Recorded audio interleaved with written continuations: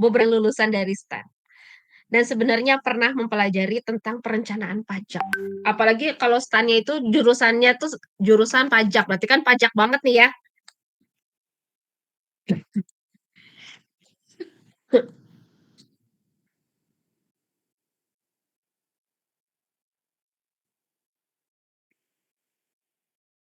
Jadi core-nya tuh udah pajak banget. Saya yakin, Bu, sebenarnya saya tuh sudah pernah ngambil perencanaan pajak. Sudah pernah mengambil mata kuliah perencanaan pajak, cuman di S1 ini ternyata karena masih banyak dari rekan-rekan lainnya yang mayoritas belum melaksanakan perencanaan pajak, jadi memang ke- eh, jurusan gitu ya mengambil mata kuliah perencanaan pajak. Nah, jadi saya rasa kalian sudah paham apa isi dari perencanaan pajak gitu ya, walaupun ada konten yang berbeda. Intinya rekan-rekan semua, mata kuliah perencanaan pajak sebenarnya kalau menurut saya, mata kuliah perencanaan pajak sebenarnya adalah mata kuliah yang mudah untuk dipahami. Kenapa mudah dipahami? Jadi susah-susah gampang. Kita yang enaknya dulu yang positif, yang enaknya dulu yang gampangnya. Kenapa Ibu berbicara gampang? Gampang apabila kalian paham betul mata kuliah dasar tentang pajak, tentang entah itu pajak satu, entah itu pajak dua. Kalau pajak satu dan pajak dua atau enggak kalau di bahasa kalau di kalian itu perpajakan mungkin ya, yang pure hitungan, mempelajari aturan hukum-hukum pajak, bagaimana cara menghitung pajak terutang. Kalau kalian sudah paham itu, mata kuliah perencanaan pajak itu gampang. Karena konsepnya adalah sebenarnya adalah mengulang. Mengulang dan mencari alternatif, itulah perencanaan. Tapi akan menjadi susah apabila kalian tidak paham mata kuliah dasar-dasar pajaknya. Nah, coba kita kaitkan dengan aturan hidup atau enggak dengan hidup kita sehari-hari biar lebih mudah. Rencanakan semua tahu Unjani kan? Karena sekarang kuliah di Unjani. Tapi tahu nggak jalan ke Unjani? Dari rumah kalian ke Unjani? Tahu? Tahu ya jalan ke Unjani ya? Saya yakin nggak semua tahu karena kalian tersebar di seluruh Indonesia. Paham? Betul ya? Saya yakin kalian tidak pure tahu kemana jalan menuju Unjani. Kalaupun tahu, kalaupun tahu ya, misalkan ada hal yang harus kalian akhirnya ke Unjani gitu kan. Saya rasa kalian akan mengambil jalan via tol. Keluar Baros kan jalan jalan besarnya ya. Keluar lewat Baros nanti terus sampai ke Unjani lah nggak jauh dari situ. Nah, sekarang tapi kalian paham jalan jalan dari rumah ke kantor kalian? Paham, Bu. Tiap hari saya lewat situ. Betul? Tapi kan kalian tidak paham ya jalan ke Unjani ya? Nah, sekarang ketika saya tanya gini ke kalian, misalkan Irwan, Wan, jalan dari rumah ke kantor kamu dekat nggak? Paling 10 kilo lah, Bu lah. Jalan mana? Oh, jalan sini, Bu. Anggaplah jalan Supratman misalkan. Nanti lurus belok kanan, belok kiri, misalkan seperti itu. Tiba-tiba saya nelfon Irwan. Irwan, macet Wan, ada demo. Irwan pasti bisa bisa menjelaskan ke saya seperti ini. Bu, lewat jalan tikus, Bu. Kemana Ibu lihat ke depan, nanti ada gang, Ibu belok kiri. Kenapa Irwan bisa menjawab seperti itu? Karena Irwan sudah paham dengan jalan tersebut. Sehingga bisa mencarikan alternatif untuk saya. Tapi saya tidak yakin Irwan bisa mencarikan saya jalan alternatif apabila Baros macet. Wan, jalan ke Unjani macet, Wan. Ada pohon tumbang. Nah, Irwan pasti mikir, lewat mana ya, Bu. Mungkin seperti itu ya? Itulah konsep perencanaan pajak. Kita buat santai ya. Belajar dengan Bu Anissa bukan belajar pure, karena Bu Anissa juga manusia. Bu Anissa juga punya kekurangan. Siapa tahu rekan-rekan semua lebih paham dari Bu Anissa tentang pajak. Gitu ya, karena Bu Anissa menjelaskan secara teori, kalian bekerja praktik di bidang pajak mungkin ya. Jadi kita sifatnya rekan-rekan semua kalau lihat di RPS-nya, cara belajar saat ini bukan lagi tertuju ke dosennya, ke gurunya. Tetapi mekanisme pembelajaran saat ini adalah student center learning. Jadi sebenarnya pokok pembahasan utamanya itu dari kalian, sayalah yang akan mengarah. Jadi kalau saya salah atau kalian tidak paham dengan penjelasan saya, jangan jangan gak enak ya, jangan tidak enak ya. Silakan potong omongan saya. Ibu mohon izin bisa raise hand atau bisa langsung ngomong. Unmute. Apa namanya? Suara kalian silakan dihidupkan. Bu, ingin fungsinya apa? Biar tidak terlewat pertanyaan kalian. Ya, biar tidak terlewat. Kalau nanti di ujung, nanti ujung-ujungnya malas, antar aja lah. Gitu ya, biasanya seperti itu ya. Antar aja atau lupa. Gitu. Dan apabila rekan-rekan semua di jadwal kalian selesai jam 20 ya, jam 8. Kita ada sisa waktu, misalkan 10 menit. Ada yang ingin ditanyakan? Tidak ada. Ada yang dibahas kembali? Tidak ada. Ngapain kita masih stay ya? Silakan rekan-rekan semua, kita selesaikan kelas. Yang penting, hak dan kewajiban sudah kita sampaikan, sudah kita jalankan bersama-sama. Gitu ya? Semuanya sepakat? Silakan ambil waktu sejenak untuk kalian tarik nafas ke jam berikutnya. Untuk kuliah selanjutnya. Ya. Santai tapi bukan berarti kita mengabaikan aturan kan? Tidak usah tegang.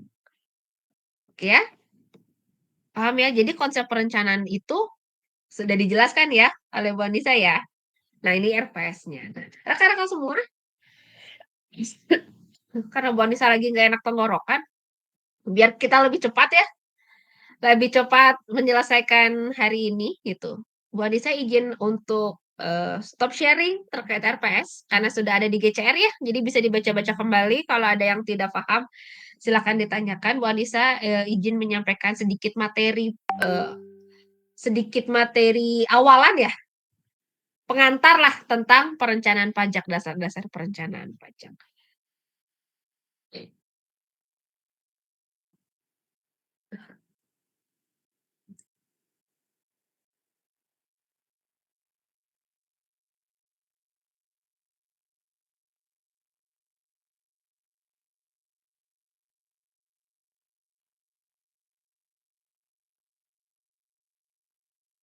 Sudah muncul rekan-rekan? Sudah ya?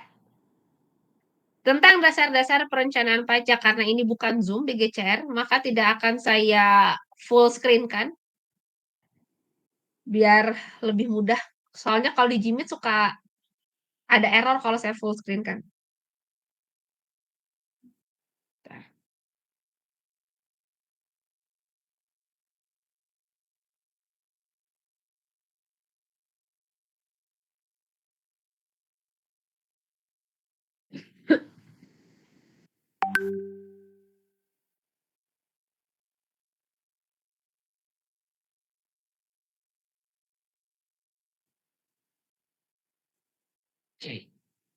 Oke, terkait dasar-dasar perencanaan pajak. Ini mah basa-basi ya sebenarnya. Basa-basi terkait apa?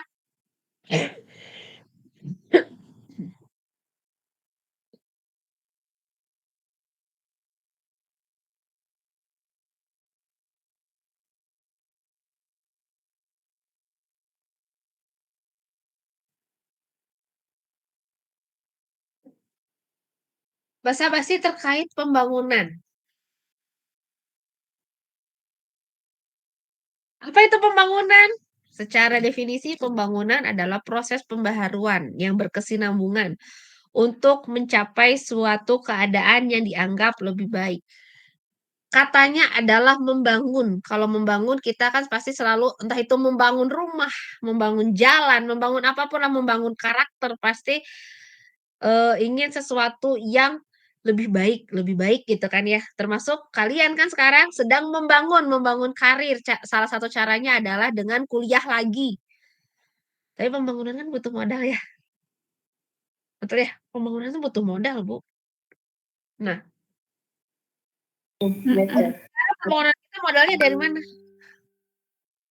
Kurang lebih 80%-nya dari pajak negara kita. Sisanya baru bukan pajak. Berarti modal utamanya dari pajak. Gitu kan ya? Sekarang ngomongin tax ratio nih. Ada yang kerjanya di bidang pajak? Saya yakin ada di sini. Kerjanya di bidang pajak. Adalah ya. Udah nggak usah ngacung lah. Pokoknya ada lah gitu ya. Ada yang kerjanya di bidang pajak? Ada lah. Entah itu di pemerintahan, entah itu di swasta.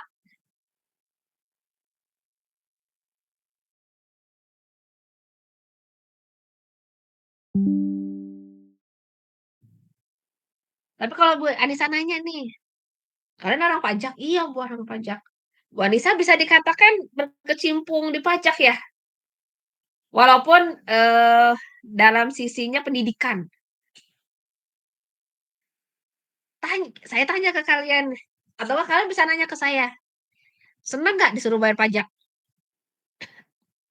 Di lubuk hati yang terdalam,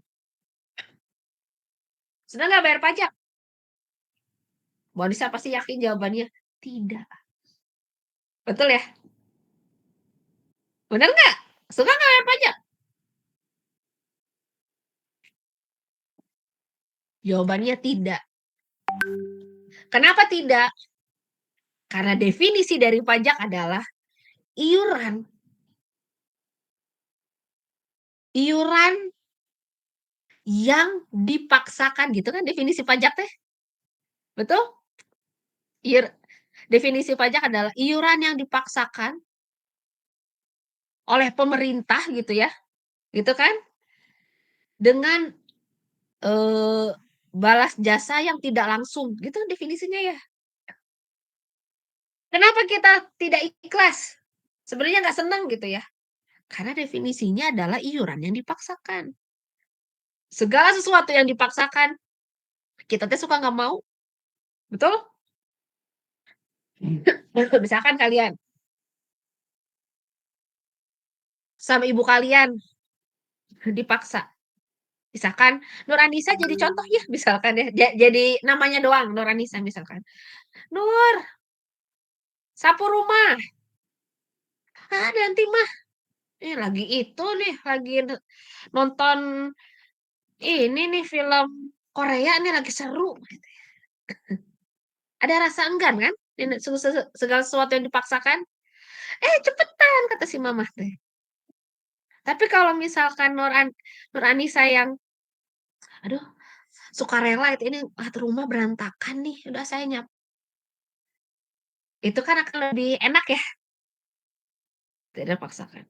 Definisi pajak kurang lebih sama, karena itu adalah hal yang dipaksakan. Dan balas jasanya tidak dirasakan secara langsung, definisinya seperti itu. Sumber pendapatan utama negara adalah dari pajak.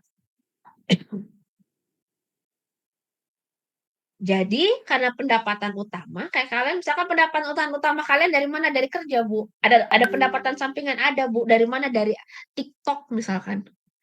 Kalian nge-live tiap hari misalkan. Tapi sumber utamanya dari mana? Dari kantor, Bu. Kalau misalkan TikTok live kalian lagi nggak ada yang nonton, ya udahlah ya. Karena bukan sumber pendapatan utama. Tapi kalau yang macet, penerimaannya dari kantor, pasti kan kalian bingung kan? Sama kayak negara. Ketika sumber pendapatan utamanya itu hilang, negara akan kelimpungan. Makanya negara kita yang heboh-heboh sekarang-sekarang ini kan, makanya Sri Mulyani akhirnya turun dan digantikan oleh menteri yang baru adalah tentang pajak kan, tentang aturan pajak. Negara berupaya agar penerimaan pajak bisa maksimal, betul ya? Tapi ada gap-nya muncul dari mana? Tax ratio. Tax ratio Indonesia itu kurang lebih di bawah 10% kan, rata-ratanya. Betul ya? Rata-ratanya kurang dari 10%. Jika dibandingkan dengan negara-negara Asia Tenggara yang lain, Indonesia itu tergolong tax ratio yang rendah. Jadi ada gap di situ.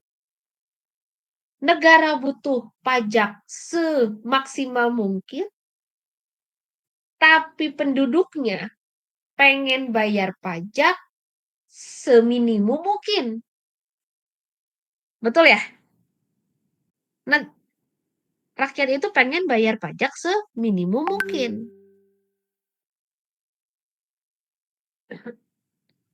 Kalau bisa nggak usah bayar pajak sebenarnya malah. Nambah-nambah pikiran saya aja gitu kan ya. Misalkan kalian lagi bokeh tiba-tiba ngeliat STNK, aduh tiba-tiba STNK saya ternyata harus bayar pajak. Pusing kan nambah-nambah pikiran. Tapi gimana? Bisa dihindari nggak pajak? Nggak bisa. Karena kalau mau diibaratkan akan semua. Di dunia ini adalah ada dua hal yang tidak bisa kita hindari. Yang pertama adalah kematian. Jelas ya, tidak bisa kita hindari. Satu lagi adalah pajak. Selama kita hidup di negara yang sumber pendapatan utamanya berasal dari pajak, kecuali rekan-rekan semua pindah ke Timur Tengah, ada negara di sana yang tax haven country kan. Nah, itu konsepnya. Ada gap di situ muncul. Nah, sekarang apa sih pajak menurut perusahaan? Pajak bukan pajak, perusahaan itu digolongkan menjadi dua. Ada yang non-profit oriented sama yang profit oriented. Keduanya sama-sama memiliki tujuan yang sama, yakni meningkatkan nilai perusahaan. Nah, sedangkan pajak dasarnya adalah dasar dari perhitungan pajak terutangnya adalah berapa labanya, dia labakah atau rugikah, gitu ya. Konsep dasar pajak semakin tinggi penghasilan kita, otomatis pajaknya akan semakin tinggi, gitu kan ya? Kalau kebalikannya, semakin rendah penghasilan kita, jadi ada kemungkinan kita tidak membayar pajak karena di bawah PTKP, gitu ya. Nah, itu konsep dasar pajak. Nah, ini mah mengingatkan. Pajak yang timbul ada yang disebutannya pajak langsung, ada yang sebutannya pajak tidak langsung. Pajak langsung itu apa? Adalah pajak yang langsung dibebankan kepada wajib pajak. Sedangkan pajak tidak langsung adalah pajak yang pembebanannya bisa dialihkan ke pihak lain. Contohnya PPN. Kita membayar PPN, bukan kita yang berkewajiban untuk menyetorkan PPN. Gitu ya. Kurang lebih ini hanya untuk mengingatkan. Pajak penghasilan bisa nggak kita tukeran? Presiden bisa nggak tukeran pajak penghasilannya? Pak Presiden nyuruh saya nanggung pajaknya, Pak Presiden menanggung pajak saya. Ya nggak bisa, pajak penghasilan kan yang nerima penghasilan sendiri-sendiri. Jadi tidak bisa dialihkan ke orang lain. Itu ada pajak langsung dan pajak tidak langsung.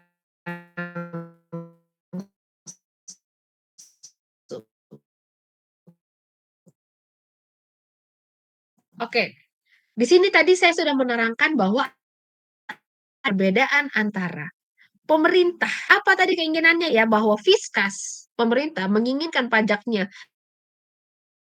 setinggi mungkin, wajib pajak pengennya pajak yang serendah mungkin. Nah, sebenarnya rekan-rekan semua, Wah, konsep pembelajaran perencanaan pajak itu berbeda dengan konsep ketika saya mengajarkan kalian tentang perpajakan. Mungkin rekan-rekan semua dulu kalau misalkan belajar tentang perpajakan gitu ya, hukum-hukum pajak, bagaimana cara menghitung pajak terutang, berapa tarifnya, berapa objek dan subjeknya gitu ya. Se Kalau dipikir-pikir, kalian diajak untuk menjadi wajib pajak yang patuh, betul ya? Ini gini loh, ini objeknya, ini, bukan objeknya, ini subjeknya, ini non subjeknya.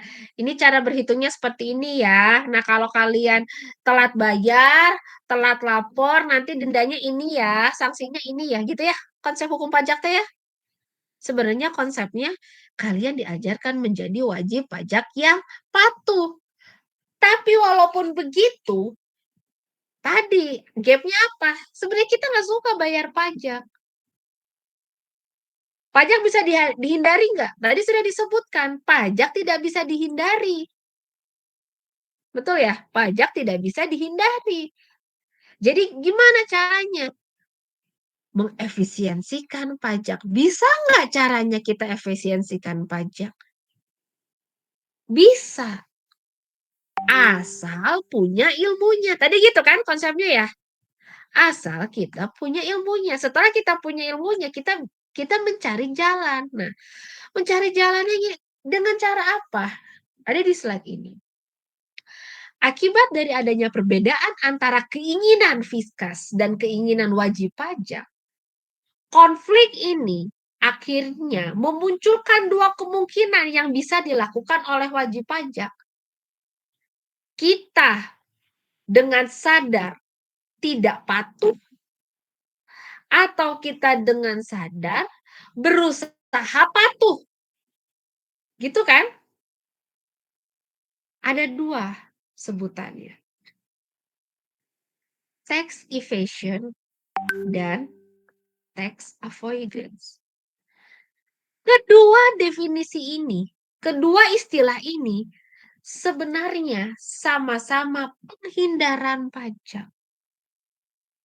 Sama-sama penghindaran pajak. Tax evasion adalah penghindaran pajak yang dilakukan secara ilegal.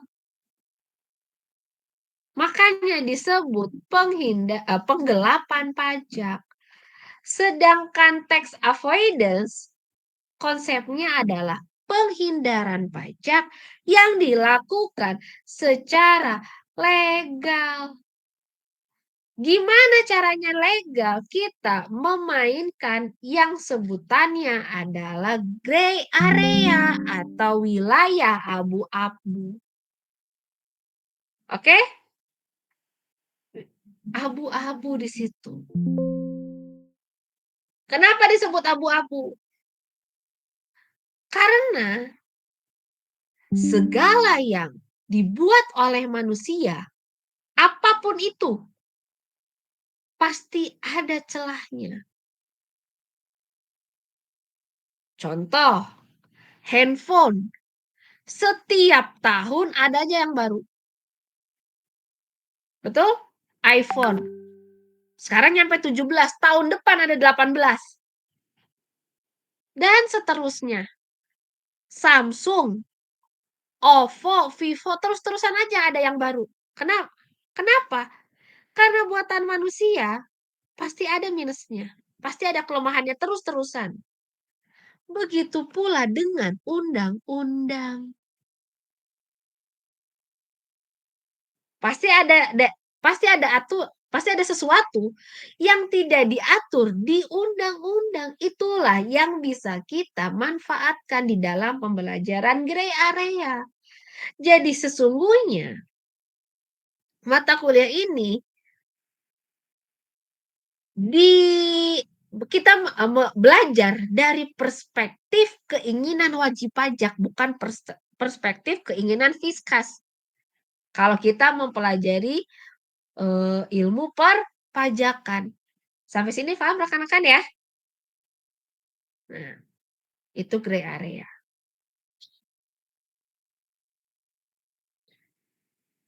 Contoh, apa Bu contohnya gray area? Salah satu contohnya. Kalian pasti setiap tahun bayar pajak kendaraan bermotor kan? Ya, motor deh, minimal motor, kalian punya motor. Pernah nggak di satu momentum di keluarga kalian ada yang kayak gini, si ayah beliin motor untuk mama, untuk kakak, untuk adik. Yang beli siapa? Ayah. Yang bayar pajak siapa? Ayah. Tetapi kenapa si ayah di STNK masing-masing motor yang dia beli memakai nama si kakak, si adik, dan si mama? Kenapa nggak atas nama dia sendiri? Untuk menghindari apa? Pajak Progresif. salah nggak itu? Enggak kan? Itu salah satu contoh tax avoidance rekan-rekan semua. Nah, salah satunya gimana kita membuat yang namanya manajemen pajak. Apa tujuan dari manajemen pajak? Dapat dicapai dan dilalui dengan fungsi-fungsi manajemen pajak yang terdiri atas tax plan, yaitu meminimumkan kewajiban pajak atau sama dengan tax avoidance yang sudah kita bahas sebelumnya. Selanjutnya, pelaksanaan kewajiban perpajakan atau tax implementation, yaitu melakukan kewajiban perpajakan yang harus dilaksanakan dengan wajib pajak, sehingga diperlukan pemahaman terhadap ketentuan peraturan perpajakan yang berlaku dan juga melakukan penyelenggaraan pembukuan yang memenuhi syarat. Lalu yang ketiga, pengendalian pajak bertujuan untuk memastikan bahwa kewajiban pajak telah dilaksanakan sesuai dengan yang telah direncanakan dan telah memenuhi persyaratan baik formal maupun material. Apa saja hal yang perlu diperhatikan dalam manajemen pajak? Satu, apakah? Kedua, kapan? Ketiga, bagaimana? Keempat, dengan siapa? Apa kalau berbicara apakah? Yaitu pajak apa yang akan disiasati? Karena ketika kita akan mensiasati PPN, beda halnya dengan kita mensiasati pajak penghasilan. Karena karakteristiknya bisa berbeda-beda. Pajak apa yang akan kita lakukan perencanaan? Gitu ya. Kita harus memahami karakteristiknya dari pajak itu tersebut, dari karakteristik pajak itu sendiri tidak bisa kita sama ratakan.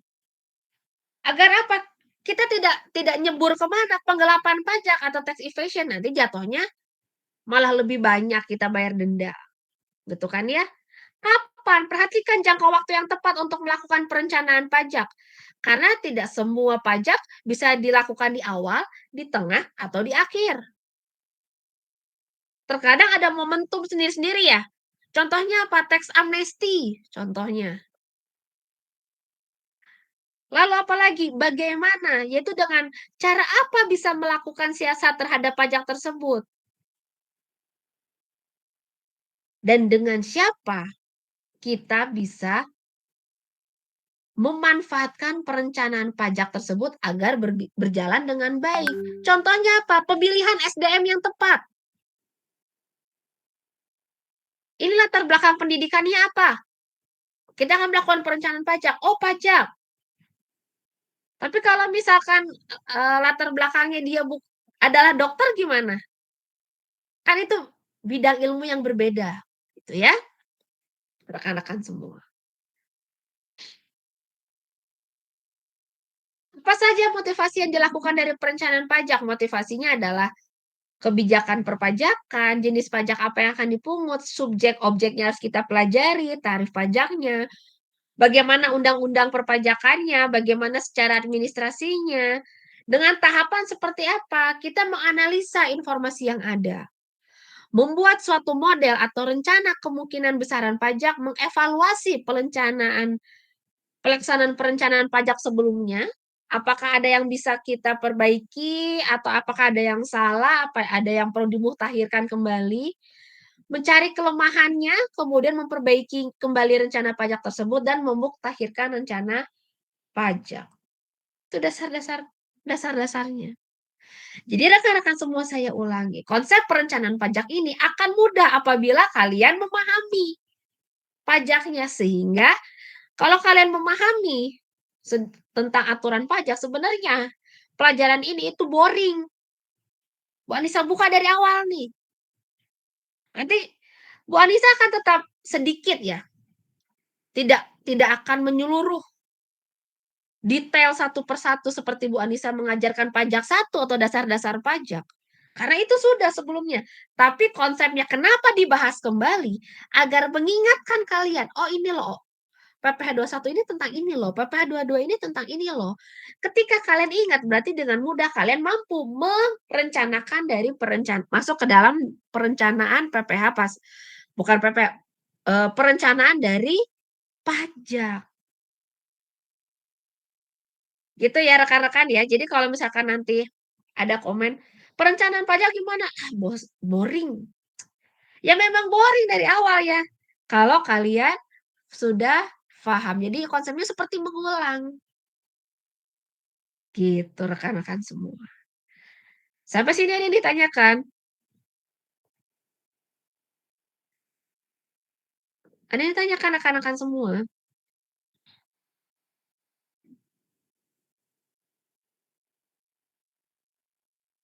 Oke. Mengingatkan sekali lagi ya rekan-rekan semua, sambil kalau ada yang mau bertanya saya persilakan, potong omongan saya mengingatkan sekali lagi, ini adalah minggu pertama, berarti minggu-minggu selanjutnya kita akan bertemu kembali di hari Senin jam setengah 7 kalau di jadwal, tapi akan kita mulai Zoom di jam 18.45. Tetapi rekan-rekan semua, tadi juga sudah saya sampaikan bahwa rekan-rekan wajib absen di GCR, antisipasi adanya error di sistem, dan rekan-rekan semua jangan lupa absen di sistem, klik presensinya, tapi apabila di kemudian hari, hari Senin itu jatuh di tanggal merah, atau misalkan Bu Anissa ada penugasan dari kantor yang tidak bisa ditinggalkan, atau kita tidak tahu mudah-mudahan Bu Anissa terus sehat ya. Ya sekarang saja sedang tidak enak tenggorokan. Misalkan, ke depannya mungkin Bu Anissa nggak enak badan, mudah-mudahan terus sehat ya. Jadi tidak ada pengganti yang mengharuskan kita, pengganti. Jadi sebenarnya Bu Anissa berharap di sini ada KM. Ada KM. Tapi mungkin akan susah karena rekan-rekan semua berasal dari latar belakang yang berbeda-beda. Jadi susah untuk komunikasinya mungkin ya. Jadi nanti mungkin kalau ada apa-apa Bu Anissa akan mencoba komunikasikan di GCR, gitu ya. Akan mencoba, komunikasikan di GCR. Nah, apabila misalkan, suatu hari ada tanggal merah, misalkan gini, tanggal merahnya kita lihat-lihat dulu. Kalau misalkan tanggal merah keagamaan, misalkan Idul Fitri, Natal, Paskah, gitu ya, di mana pokoknya itu tanggal merah keagamaan biasanya Bu Anissa tidak mau memaksakan untuk kelas tetap berjalan. Karena kalau berbicara tentang keagamaan itu adalah keyakinan kalian dengan Tuhan ya. Rasanya kalau Bu Anissa tetap memaksakan kalian untuk ikut kelas, itu nggak fair untuk kalian. Tapi kalau misalkan tanggal merahnya itu bukan hari keagamaan, misalkan, tanggal merah Hari Buruh misalkan ya, mungkin dengan kesepakatan kita bisa mengadakan kelas. Tapi kalau tidak, kita mencari tanggal lain gitu ya untuk melaksanakan pengganti. Tapi hati-hati, di sistem hari Senin kalian tetap klik presensi. Karena presensi itu tidak bisa diklik jika di lain hari. Misalkan, rekan-rekan semua karena ini ada tanggal merah keagamaan, kita pengganti di hari Sabtu ya, misalkan seperti itu. Kita, kuliahnya jadi hari Sabtu, tapi kalian tetap absen di hari Senin, gitu ya. Jangan lupa ya, biar tidak usah rubah-rubah tanggal di sistem. Mungkin jika tidak ada yang ditanyakan, rekan-rekan semua, saya akan mencukupkan kelas sampai sini. Jadi, apa yang Zoom yang kita lakukan hari ini sudah Bu Anissa screenshot. Jadi tidak ada teman-teman yang nebeng hadir gitu ya di GCR, langsung menghilang, tidak, karena rekan-rekan semua Bu Anissa absen. Oke, rekan-rekan semua, sampai berjumpa di minggu depan. Masih ada kuliah kalian semua di jam 8? Enggak Ya, ada, ada, Bu. Oke. Ada hari apa ini nggak ada udah nih? hari ini cuma perpanjangan saja, Bu. Oke. Cuma Hari satu aja, pertama, Bu. hari pertama, berarti mata kuliah pertama adalah Bu Anissa. Kita cukup ya perkenalannya ya. Apabila ada yang ditanyakan silakan WA Bu Anissa. Kalau WA Bu Anissa ternyata Bu Anissa mah nggak dibalas misalkan, jangan baper ya. Barangkali Bu Anissanya keklik lupa gitu ya, di WA aja lagi. Bu, punten. Bu maaf. Tadi saya bertanya ini. Silakan WA saja. Oke rekan-rekan semua. Terima kasih untuk waktunya. Selamat datang di Unjani. Salam kenal semuanya. Semoga kalian dalam jangka waktu setahun ya, kalau nggak salah ya. Setahun kita bisa berjumpa secara langsung tapi di yudisium kalian. Oke, sekian untuk hari ini. Wassalamualaikum warahmatullahi wabarakatuh. Waalaikumsalam warahmatullahi wabarakatuh. Waalaikumsalam warahmatullahi wabarakatuh. Mari. Terima kasih, Bu. Terima kasih. Terima kasih.